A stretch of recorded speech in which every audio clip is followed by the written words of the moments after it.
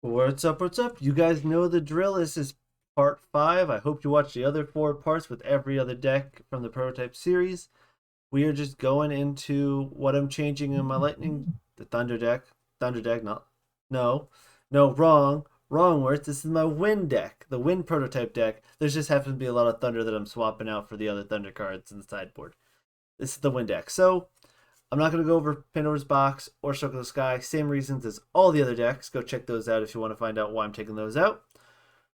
Elichik, although it's a good card, there's so many other ways to find stuff in Wind that we don't need Elichik to find us some Wind stuff. But you can keep this in instead of the card I'm replacing with, which would be Astrabbit. There's not a real big difference between the two. I just like Astrabbit a little bit better for not too many reasons. Just I like the filter as opposed to just searching for one specific type. Stratamoth. So Stratamoth is super expensive to get to. So if you do the Nimbug into Siracoon into Stratamoth plan, you're using 6 spirits to get Stratamoth out, which is a lot. And then Stratamoth might just simply get bounced by a Shield of Achilles or might get resting on your Laureled. There's so many ways to get rid of Stratamoth that I don't want to play multiple Stratamoth, because if our Stratamoth plan fails, we won't really have enough resources to get to a second Stratamoth. We'll just run out of spirits real fast that way. So, sorry, I'm not putting Astrabbit in for Elichek. I forgot that's not in this deck.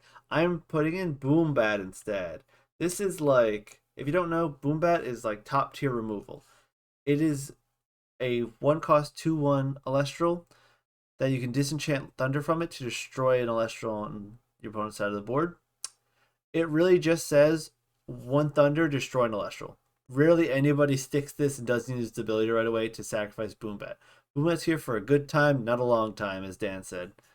So Boombats instead of those Elicheks will just give us some removal options, and removal wins games. We are going to replace our 3 runes on the bottom there with 3 other runes. So we're going to have a Thunderstorm, because Thunderstorm is a great way to knock out back row stuff to get stuff into play. Like if they have Poison to Arrow or something face down, Thunderstorm is a great way to knock it out. Ambrosia, because again, we are spending a lot of spirits with this deck. Ambrosia is a great way to get our Wind Spirits back to, refuel our Aeolus, to refuel our Stratamoths, etc. And Shield Achilles, again, I mentioned that in my other video. Shield Achilles is basically considered the best removal card in the game right now, besides probably Earthquake and Boombat. It's a great reactive way to deal with your opponent's board on their turn so that you can stop something that they just did, unlike Boombat or Kinleo or Earthquake, etc., that have to be done on your turn. You give them a turn with that. Shield of Achilles says, I'm not giving you a turn with that. And then replacing my Jolton Stratamoth with Glisdale and Aramare. So Glisdale, if you have watched my video about Glisdale, it's a build your own boss Elestral. So this thing can become massive and very difficult to deal with if you use Aramare's ability to ascend into Glisdale. Glisdale becomes super sticky at 7. It's good attack. It's hard to deal with because of Aramare's ability. So I think running 3 Aramare, 2 Glisdale is consistent enough to get the Glisdale out on some games to help you lock out and win a game with Glisdale. So that's what I'm changing my Wind deck. Again, you guys have all been great. Thanks for all your support.